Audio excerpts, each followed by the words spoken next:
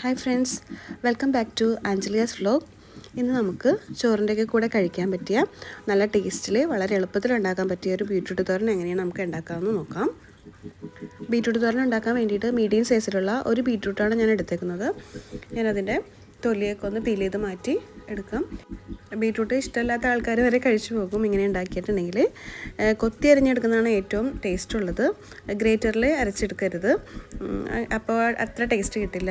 ഞാൻ ഇപ്പോൾ ചോപ്പറിൽ ചോപ്പ് ചെയ്താണ് എടുത്തത്. എനിക്ക് കൊത്തി അരിയാൻ അറിയില്ലാത്തതുകൊണ്ട് ഞാൻ ചോപ്പറിൽ 2 പ്രാവശ്യമായിട്ട് കുറച്ച് ഇട്ടിട്ട് ചോപ്പ് ചെയ്തെടുത്ത് മാറ്റി വയ്ക്കുകയാണ് ചെയ്തത്.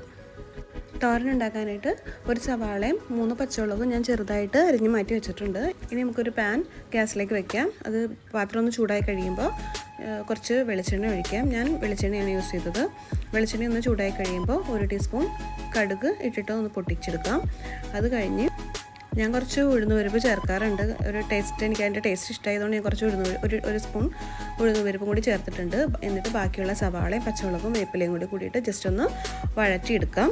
ഇനി നമ്മൾ ചോപ്പ് ചെയ്ത് വെച്ചിരിക്കുന്ന ബീറ്റ്റൂട്ടും കൂടി അതിലേക്ക് ഇട്ടിട്ട് ഒന്ന് ഇളക്കി കൊടുക്കാം. ബീറ്റ്റൂട്ട് ഒന്ന് പാകമായിട്ട് വരുമ്പോഴേക്കും അതിലേക്ക് കുറച്ച് ഉപ്പിടാം.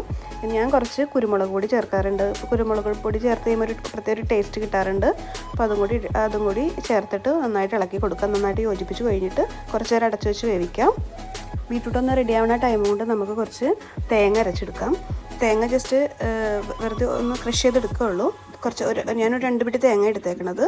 അതിലേക്ക് ഒരു 2-3 പച്ചമുളക് ആഡ് ചെയ്തു, കുറച്ച് മഞ്ഞൾപ്പൊടിയും ആഡ് ചെയ്തു. എന്നിട്ട് ഞാൻ ജസ്റ്റ് മിക്സിയിലിട്ടിട്ട് ജസ്റ്റ് ഒന്ന് ക്രഷ് ചെയ്തെടുത്തു. ഈ ഒരു പാകത്തിലാണ് തേങ്ങ ക്രഷ് ചെയ്തെടുക്കേണ്ടത്. അപ്പോഴേക്കും നമ്മുടെ ബീറ്റ്റൂട്ടൊക്കെ റെഡിയായി കഴിഞ്ഞിട്ടുണ്ട്, വെന്ത് കഴിഞ്ഞിട്ടുണ്ട്. കുറച്ച് ഉപ്പ് കുറവായിരുന്നു, ഞാനപ്പോൾ കുറച്ചും കൂടി ഉപ്പ് അതിലേക്ക് ആഡ് ചെയ്തിട്ട് നന്നായിട്ട് ഇളക്കി കൊടുക്കുന്നുണ്ട്. ഇപ്പോൾ ഏകദേശം ബീറ്റ്റൂട്ട് നന്നായിട്ട് വെന്ത് കഴിഞ്ഞിട്ടുണ്ട്. ഇനി നമുക്ക് ആ ക്രഷ് ചെയ്ത് വെച്ചിരിക്കുന്ന തേങ്ങയും കൂടി അതിലേക്ക് മിക്സ് ചെയ്യാം. ക്രഷ് ചെയ്ത് വെച്ചിരിക്കുന്ന ആ തേങ്ങ ഒരു 2 മിനിറ്റോളം ജസ്റ്റ് ഒന്ന് എല്ലായിടത്തോട്ടും യോജിപ്പിച്ച് കൊടുക്കുക. നമ്മൾ ഈ ബീറ്റ്റൂട്ട് തോരനിൽ ഇതിൽ വെള്ളം ചേർത്തിട്ടില്ല. അപ്പോൾ അതുകൊണ്ട് തന്നെ അടിക്ക് പിടിക്കാണ്ട് നമ്മൾ സൂക്ഷിക്കണം. ഇടയ്ക്കിടയ്ക്ക് ഇളക്കി കൊടുക്കണം, അല്ലെങ്കിൽ അടിയിൽ കരിഞ്ഞു പോകും. ഞാൻ ഉപ്പ് നോക്കിയിട്ടുണ്ടായിരുന്നു. ഉപ്പ് നോക്കി കഴിഞ്ഞപ്പോൾ ഉപ്പ് കുറച്ച് കുറവായിരുന്നു. അപ്പോൾ ഞാൻ കുറച്ചും കൂടി ഉപ്പ് ആഡ് ചെയ്തിട്ടുണ്ട്. എന്നിട്ട് നന്നായിട്ട് ഉപ്പ് എല്ലാ ഭാഗത്തേക്കൊന്ന് യോജിപ്പിച്ചെടുത്തിട്ടുണ്ട്.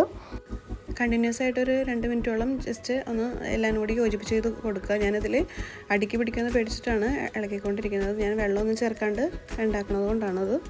അപ്പോൾ 2 മിനിറ്റും കൂടി നമുക്ക് ഈ ബീറ്റ്റൂട്ട് അടച്ചു വെച്ചിട്ടൊന്ന് വേവിക്കാം. 2 മിനിറ്റ് കഴിഞ്ഞ് നമ്മൾ ഓപ്പൺ ചെയ്ത് നോക്കുമ്പോഴേക്കും ബീറ്റ്റൂട്ട് എല്ലാം സെറ്റായിട്ടുണ്ടാവും.